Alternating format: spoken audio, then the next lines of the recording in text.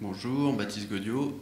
Je m'occupe du marketing des offres voix, l'ensemble des offres voix, pour Altitude Télécom et donc maintenant le groupe Complétel. Quelle est la réalité des offres aujourd'hui? Donc pour Altitude, sur la partie SIP Trunking, on a une offre donc avec des IPBX validés. Après, pour la partie avec passerelle, on a deux offres différentes. Donc sur Altitude avec des passerelles en SIP et pour Complétel en historique avec des passerelles en H323. Alors, il y a une question qui n'est pas là.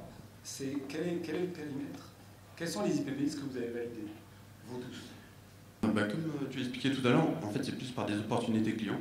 Donc en ce qui nous concerne, on a validé tout ce qui est Alcatel-Lucent, OXO, OXE, Astra à 5000, Mytel 3300, Astérix et Méchant.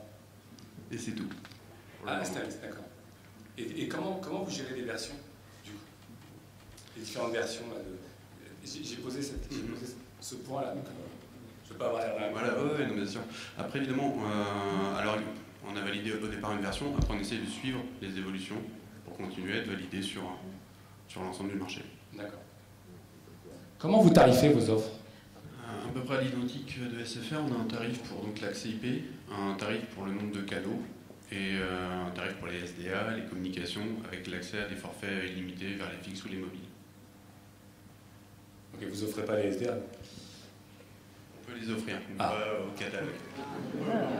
Ah, il n'y a pas de durée d'engagement? Oui, minimum un an. D'accord. Quel est le périmètre fonctionnel? Qu'est-ce que vous assurez comme service? Donc pour les services à l'identique, toute la numérotation, la portabilité, l'accessibilité des numéros d'urgence. Pour les fax, je mettrai un petit bémol aussi en fonction de l'IPBX.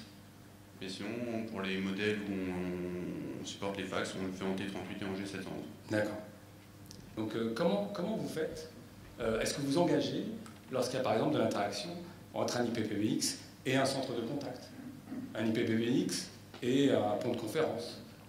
Est-ce que ça doit être absolument certifié dans le cadre de votre certification? Ou alors, en gros, qu'est-ce que vous faites? Est-ce que vous dites non, on ne supporte pas?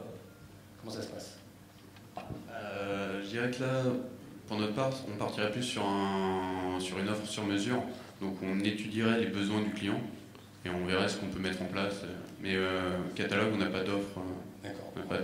L'offre, elle est de base uniquement autour du PPBX en fait. Exactement. Si on adjoint des services complémentaires, alors c'est objet à OSN. D'accord. Donc dernière question, quelles sont les situations où vous conseillez à vos clients de passer à la collecte IP? Et enfin, inversement, quelles sont les situations où vous leur dites ça ne va rien vous apporter? Oui, donc bien évidemment les environnements multisites. Et je prendrai aussi le cas d'un client qui mutualise ses réseaux. Avant, il a le choix, il avait une collègue pour l'Internet, un VPN et un accès téléphonique. Il souhaite passer sur un seul accès mutualisé.